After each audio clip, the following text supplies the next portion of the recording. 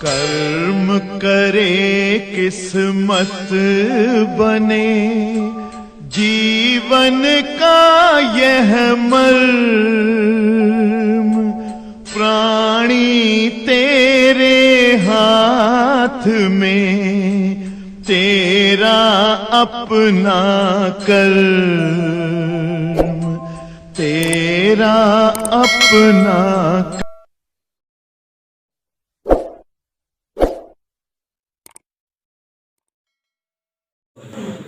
प्यारे बच्चों, कल की क्लास में हम लोग पढ़ रहे थे व्यतिकरण की घटना के उपरांत अभिषेक रजक जी प्राप्त परिणामी तरंग के विस्थापन का समीकरण, प्राप्त परिणामी तरंग के आयाम का समीकरण और प्राप्त परिणामी तरंग की तीव्रता का समीकरण। जैसा कि हम सभी बच्चों ने पढ़ लिया है कि जब भिन्न भिन्न तीव्रता और समान आयाम की प्रकाश तरंगे एक साथ किसी रेखा छिद्र से होकर एक माध्यम में प्रवेश करती हैं, तो इनके व्यतिकरण के पश्चात प्राप्त परिणामी तरंग की तीव्रता कुछ बिंदुओं पर बहुत अधिक बढ़ जावे है और कुछ बिंदुओं पर बहुत अधिक घट जावे है, और यही घटना प्रकाश में व्यतिकरण कहलावे है। ओके, और आपको समझाए थे कि जिन बिंदुओं पर तीव्रता अधिकतम होवे है वे बिंदु संपोषी व्यतिकरण, जिन बिंदुओं पर तीव्रता न्यूनतम होवे है वे बिंदु विनाशी व्यतिकरण। याद करिए वो भयानक तूफानी सुबह ठंडी वाली, जिस दिन मैंने बताया था आप सभी को कि मान लेते हैं किसी माध्यम में दो तरंगे संचरित हो रही हैं जिनके आयाम A1 A2, समान आवृत्तियां ओमेगा 0.2 पाई है। यदि इनके बीच कालांतर फाई हो तो चाचा अथर्व पहली तरंग का समीकरण y1 बराबर A1 साइन ओमेगा टी, और प्यारे बच्चों दूसरी तरंग का समीकरण काफी देखते रहना चाहिए साची प्रधान, जहां सर जी बताए हो, y2 बराबर A sign omega t plus five. ऐसे नहीं बात होती। अब अध्यारोपण सिद्धांत की घटना हुई, y बराबर y1 प्लस y2 हुआ। काका सिरताज y1 का मान रख दो, y2 का मान रख दो, y बराबर A1 sine omega t plus A2 sine omega t plus five. शेष जी sine omega t plus five में त्रिकोणमिति लगा दिए, sine omega t cos five plus cos omega t sine five. याद करो, आप लोग सामने कैलकुलेशन देखो, हम हवा बता रहे हैं। y बराबर साइन ओमेगा टी दो पदों में कॉमन आया था, तो साइन ओमेगा टी ब्रैकेट के अंदर बचा था A1 plus A2 cos five plus cos omega t bracket में बचा था A2 साइन फाइव। याद आया विक्रांता यही बचा था कि नहीं? तो विक्रांता जी से पूछकर हमने जो है एक बहुत बड़ी धृष्टता की थी, गुड्डाई की थी कि ये जो A1 प्लस A2 कास फाई था इसे हमने अपनी सहूलियत के लिए आर कास थीटा मान लिया था। आसी खासी देखते रहना। और A2 साइन फाई को आर साइन थीटा मान लिया था।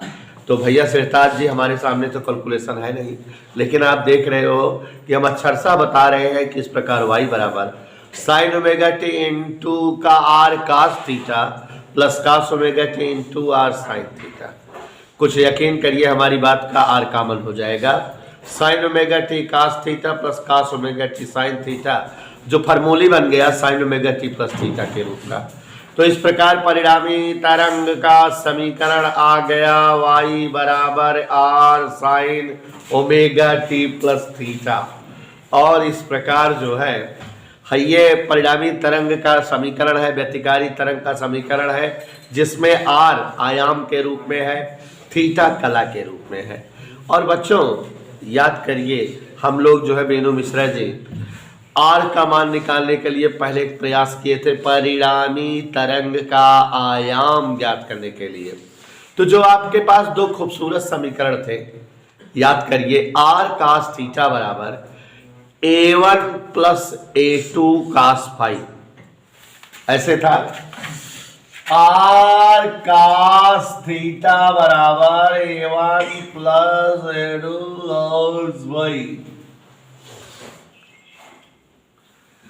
और साइन थीटा बराबर A2 साइन फाई, यही था।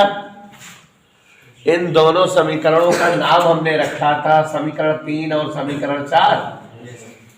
वर्क करके जोड़ दो, वर्क करके जोड़ो तो R square cos square theta R square sine square theta Vikranta Singh A1 plus A2 cos phi का होलम स्क्वायरम प्लस A2 साइन फाइम का होलम स्क्वायर। आप सभी बच्चे ध्यान दें, जैसा कि हमारी आशी बहुत समझदार बच्ची हैं, इनका नाम किसी समय बंदनी था। आर स्क्वायर कॉमन है, व्हाट बचेगा Neha? Cos square theta plus sine square theta. या बेटा बीनू देखो, तुम्हारी गणित तो पहले तेज थी। ए प्लस बी होल स्क्वायर, ए स्क्वायर प्लस बी स्क्वायर, अरे मोरी माई 2ab, या देखा श्रेयांश दिख नहीं रहा क्या बेटा? पक्का पक्का सर, अरे अर्सलानुद्दीन देख ले थोड़ा बुढ़वा देखे रहा कर मेरे भाई, अब का देख लो। आगे बढ़े विक्रांता बेटा, आर स्क्वायर और इसका मान 1, A1 स्क्वायर इसमें और इसमें। साक्षी नामक प्रधान, देखो तुम्हारा प्रधान ही कितना तेज है। A2 स्क्वायर कॉमन है दोनों में, क्या बचेगा ब्रैकेट में बोलो? Cos square phi plus sine square phi, और जब कॉस स्क्वायर फाई और साइन स्क्वायर फाई बचेगा तो उसको हम एक राइट कर देंगे ऐसे, plus 2A1 A2 cos phi. इसी प्रकार यार बराबर under root A1 square plus A2 square plus 2A1 A2 cos phi. व्यतिकारी तरंग के परिणामी आयाम का व्यंजक आ गया। सभी ने ध्यान दिया। यहाँ पर मैंने 2 लंतरानी लगाई थी, अब से एक रजक। एक लंतरानी ये लगाई थी बेटा कि अगर ये जो परिणामी तरंग, कल सभी लोग अंसाल लेके आओगे, बृहस्पतिवार अंसाल डे न, क्यों ऐसे बता सो ए शुक्रवार से राइट ऐसे। तो अब यहाँ पर देखो जरा Abhishek K Rajak, under root A1 square plus A2 square plus 2A1 A2 cos phi, यही है ना? यही है कि नहीं? गौर से देखो बेटा सर्व, एक बार यहाँ पर इस सूत्र को देख करके ये अंदाजा लगा सकते हो कि R depend on cos phi. A1 A2 सब फिक्स है, R किस पर निर्भर करता है बेटिया? Cos phi. हाँ बेटा विक्रंती, तो R जब कॉस फाई पर निर्भर कर रहा है तो कॉस फाई का मान बढ़ेगा तो R भी बढ़ेगा, और कॉस फाई का मान घटेगा तो R घटेगा। कॉस फाई का सबसे ज्यादा वैल्यू +1 और कॉस फाई की सबसे कम value -1। Cos phi lies in between -1 to +1, -1 से +1 तक लाई करता है। तो अगर कॉस फाई की जगह इस व्यंजक में -1 रख देंगे तो परिणामी आयाम न्यूनतम आएगा, आर मिनिमम आएगा, माने समपोषी व्यतिकरण वाला आयाम आएगा। और कॉस फाई की जगह +1 राइट कर देंगे तो परिणामी आयाम अधिकतम आएगा, मतलब बिना समपोषी व्यतिकरण की स्थिति आएगी, पहले वाले में विनाशी। Is that clear? तो यहां पर देखो जरा, देखो ऐसे कॉस फाई अगर +1 हो तो R का वैल्यू मैक्सिमम आएगा कि नहीं? और क्या आएगा विक्रांता? A1 square A2 square plus 2A1 A2, ऐसे कॉस फाई के ना एक रख दिए। याद करो यह समपोषी व्यतिकरण के लिए आयाम का व्यंजक आ रहा है। और माननीय प्रधान जी यहाँ पर ध्यान दीजिए, A square plus B square plus 2AB A प्लसम BM Holam स्क्वायरम, तो A1 plus A2 whole square बन जाएगा, तो अंडर रूट स्क्वायर खा जाएगा। ये आ गया आपका। हम गला फाड़ करके समझा सकते हैं, चिल्ला कर बोल सकते हैं कि व्यतिकरण की घटना में, समपोषी व्यतिकरण की स्थिति में परिणामी आयाम दोनों तरंगों के अलग अलग आयामों के योग के, ठीक है? देखिए, और अब अगर जो है cos फाई की वैल्यू कम से कम वाली रखें तो यहाँ पर r भी कम से कम आएगा, मिनिमम आएगा। विनाशी व्यतिकरण की स्थिति आएगी और a1 difference a2 whole square आए, स्क्वायर अंडर रूट गायब हो जाएगा।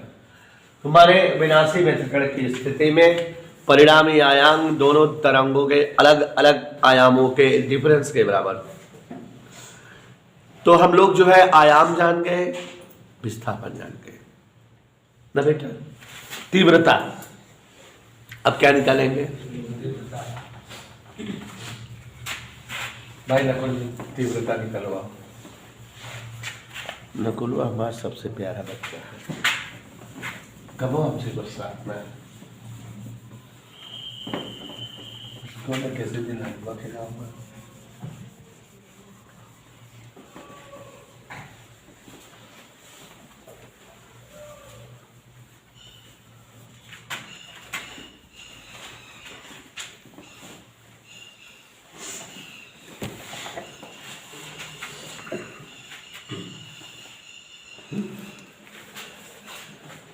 अथर्व बोल।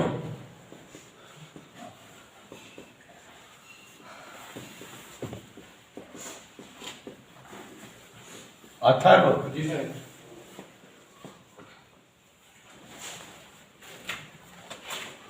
परिणामी तरंग की तीव्रता I बराबर होता है बेटा के ए स्क्वायर। क्या होता है?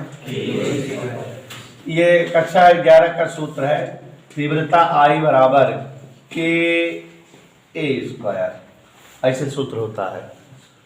और I1 बराबर के A1 स्क्वायर, I2 बराबर परिणामी तरंग का आयाम मगर यहाँ क्या है R, तो के आर स्क्वायर। ठीक है, ठीक बा।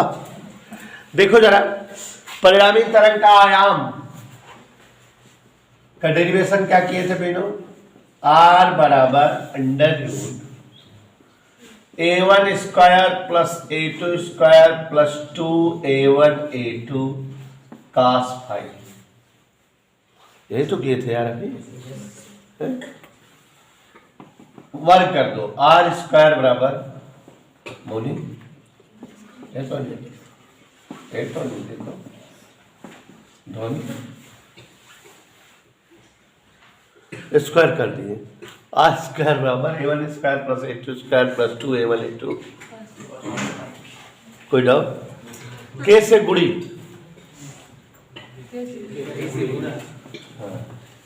मल्टीप्लाई बाकी के आर स्क्वायर के A1 स्क्वायर के A2 स्क्वायर 2 के A1 A2 cos phi. Okay. और भाई रवि चौधरी, तू तो चाचा साबू के दोस्त है। यहाँ तक समझ में आया बच्चों? Yes sir. कि A1 स्क्वायर के A2 स्क्वायर, इसमें देखो थोड़ा नौटंकी करते हैं। क्या करें? अंडर रूट cos फाई बहरे कर देता है, हमारा बड़ा मन है। के अगर अंडर रूट में लिखी तो दुविधा लिखे बिना है के गुणे के वर्गमूल के। नहीं मानो यार, सो ही A1 के अगर जो है अंडर रूट के अंदर लिखी तो क्या लिखी? A2 के अंडर रूट के अंदर लिखी तो क्या लिखी? समझ में आए? के दुविधा लिखे के गुणे के और A1 क्या लिखे? सेटिंग करते हैं जाइए, ये I1 I2 सेट हो जाए। या एका का लिख दे अब एका I1 एका देखे यहाँ 2 under root I1 I2 cos phi. I1 का माना और ये I2 के, ये सेट करे बिना का सेटिंग करे। और ये परिणामी तरंग के सूत्र लड़कियों, परिणामी तरंग के आयाम और तीव्रता का। परिणामी तरंग की तीव्रता आ गई। इसमें भी वही अंतरानी समकोशी व्यतिकरण हेतु समकोशी व्यतिकरण हेतु तीव्रता अधिकतम रहे कि ना है? तीव्रता cos फाइव डिपेंड करता है कि ना है? cos फाइव वैल्यू ज्यादा से ज्यादा रहे कि ना है? गौर से देखो विक्रांत, I बराबर I1 I2 2 under root I1 I2 cos five एक हो गया। इसे हम लिख सकते हैं यशपाल जी, I बराबर under root I1 plus under root I2 का होल स्क्वायर। ना लिख सके A square plus B square plus 2ab। और ये समकोशी व्यतिकरण के स्थिति में तीव्रता का व्यंजक है। अगर दो अलग अलग तरंग की तीव्रता 2 और 3 हो और कहे समकोशी व्यतिकरण की स्थिति में महत्तम तीव्रता बताओ, तो अंडर रूट 2 धन अंडर रूट 3 का होल स्क्वायर। ये मान दे। और जैसे कहा दो तरंगों के आयाम 3:4 के अनुपात में है, तो उनके व्यतिकरण के पश्चात महत्तम तरंग का आयाम बताओ, तो A1 प्लस A2 आ रहा सूत्र, दोनों जोड़ दे और जो ना न्यूनतम तरंग का आयाम दोनों घटा दे, खट से उत्तर है। 2 ही नंबर मिले लेकिन आवत जरूर, ठीक है ना। अब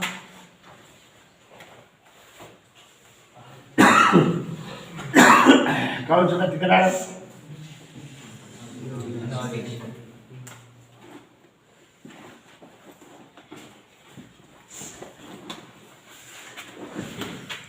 देख ले तुम, सोनी हो तुम। I बराबर I मिनिमम मतलब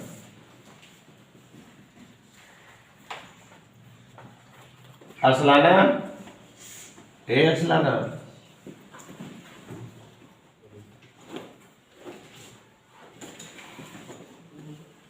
कोई डाउट बेटा? ये किस तरह का आयाम आ गया? विनाशी व्यतिकरण की स्थिति में आयाम या परिणामी तरंग का न्यूनतम आया तीव्रता। महत्तम तीव्रता ये है, न्यूनतम तीव्रता ये है। इधर के लिए आपसे क्वेश्चन पूछता है कि दो तरंगों के आयाम 3:5 के अनुपात में है, तो महत्तम और न्यूनतम तरंगों की तीव्रताओं में अनुपात बताओ, तो ऐसे लगा लेंगे, ठीक है ना।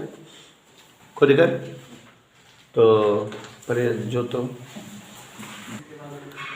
हाँ प्यारे बच्चों, एक छोटा सा शब्द है कला संबद्ध स्रोत। जैसे देखो बेटा, हमने एक टॉपिक आपको पढ़ाया अध्यारोपण सिद्धांत, लिखाया था कि नहीं? तो वो कॉमन सेंस के लिए है।